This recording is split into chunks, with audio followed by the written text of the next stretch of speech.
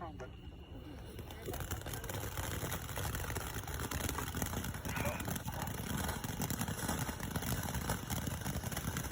like the folks back there. Bones back there smelling like.